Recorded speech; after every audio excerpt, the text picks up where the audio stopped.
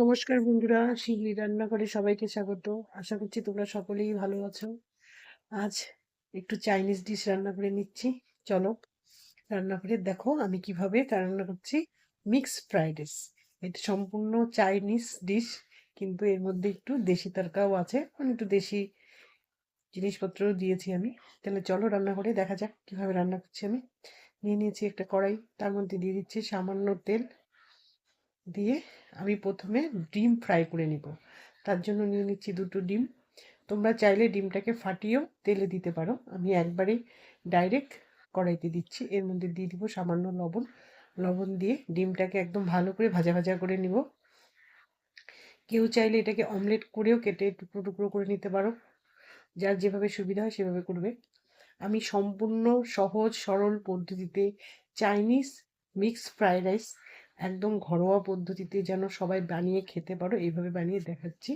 পুরো ভিডিওটা দেখার অনুরোধ রইল সবাইকে। সম্পূর্ণ ভিডিওটা প্রথম থেকে লাস্ট পর্যন্ত দেখো, দেখে লাইক শেয়ার কমেন্ট অবশ্যই করবে। হয়ে গেছে আমার ডিম ফ্রাইটা, এগ ফ্রাই, এটাকে উঠিয়ে নিচ্ছি।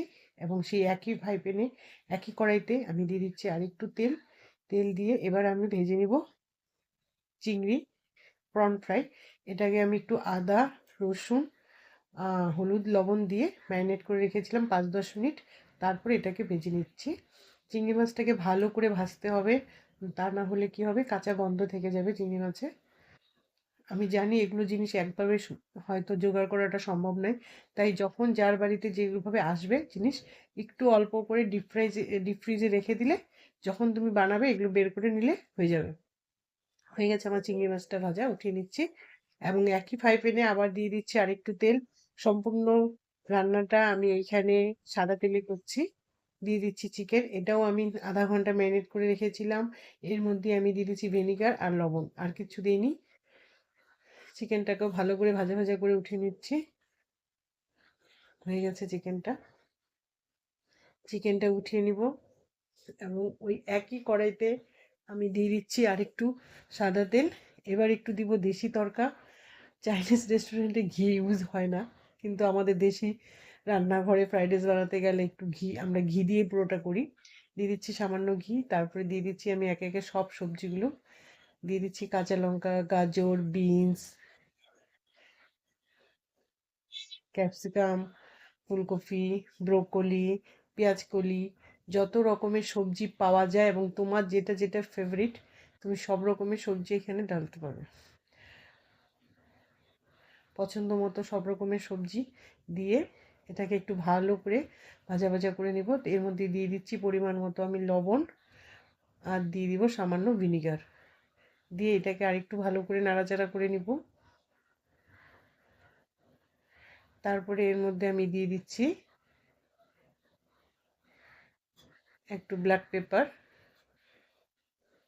দিয়ে দিচ্ছি কাজু কিশমিশ, দিয়ে এটাকে একটু ভালো করে নাড়াচাড়া করে নিব। তারপরে এর মধ্যে দিয়ে দিচ্ছি একটু আদা, রসুন এবং কাঁচা লঙ্কা পেস্ট। এর বদলে তোমরা চাইলে জিঞ্জার, গার্লিক এবং গ্রিন চিলি পেস্টও দিতে পারো। আমি এটাকে মিক্সচারে একটু পেস্ট করে নিয়ে তারপরে দিচ্ছি। এটা একটু ভালো করে, মশলাটা একটু ভালো করে ভাজা ভাজা হয়ে গেলে এর মধ্যে আমি দিয়ে দিব কিশমিশটা দিচ্ছি। কিশমিশটা দেওয়ার পরে এর মধ্যে আমি একটু দিয়ে দিচ্ছি চিলি ফ্লেক্স। দিয়ে একটু ভালো করে নাড়াচাড়া করে, চাইনিজ ডিশেও চিনি পড়ে এবং আমাদের দেশি ফ্রাইড রাইসেও কিন্তু চিনি পড়ে, দিয়ে দিচ্ছি এখানে পরিমাণ মতো একটু চিনি। আর দিয়ে দিব এর মধ্যে আমি soya sauce, dark soya sauce দিয়ে ভালো করে নাড়াচাড়া করব।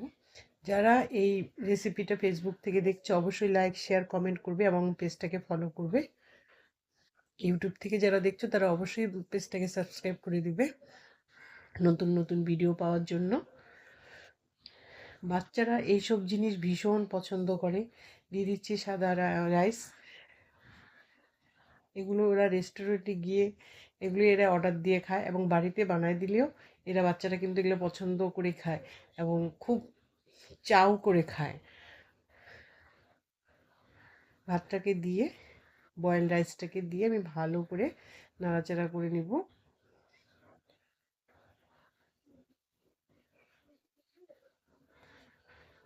হয়ে গেছে। এর মধ্যে আমি দিয়ে দিচ্ছি চিংড়ি, এগ এবং চিকেন ফ্রাইগুলো দিয়ে একটু ভালো করে নাড়াচাড়া করে এরপর উপর থেকে আমি দিয়ে দিব স্প্রিং অনিয়ন, লিভস অনিয়নটা, যেটা হলো আমরা বাংলায় বলি পেঁয়াজ কলি, ওটা উপর থেকে দিয়ে একটু ভালো করে নাড়াচাড়া দিয়ে আমি এটাকে নামিয়ে নেব। হয়ে গেছে আমার চাইনিজ স্টাইলে মিক্স ফ্রাইড রাইস।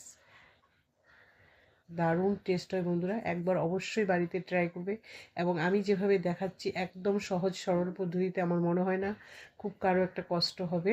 অবশ্য জানি না আমি সবাইকে কতটা বুঝাতে পারলাম জিনিসটা। একবার অবশ্য বাড়িতে ট্রাই করবে এবং বাচ্চাদেরকে দিবে, বাচ্চারা ভীষণ পছন্দ করবে। হয়ে গেছে আমার, আমি এবার প্লেটিং করে নিচ্ছি। দুর্দান্ত টেস্ট হয় বন্ধুরা, বলছি। আশা করবো তোমরা সকলেই ভালো আছো, ভালো থাকবে, সুস্থ থাকবে এবং নতুন নতুন রেসিপি রান্না করে ট্রাই করে খেয়ে খুশি থাকবে। আজ তাহলে এখানেই রাখছি। Bye bye. সবাই ভালো থাকবে এবং আমার ভিডিওগুলোকে দেখবে।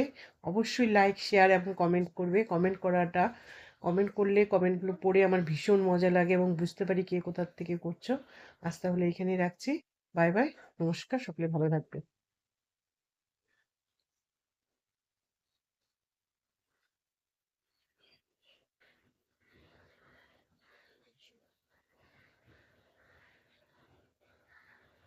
নানা রকমের পদ রান্না না করে এরকম একটা রেসিপি বানিয়ে দিলে বাচ্চারা ভীষণ খুশি হয়।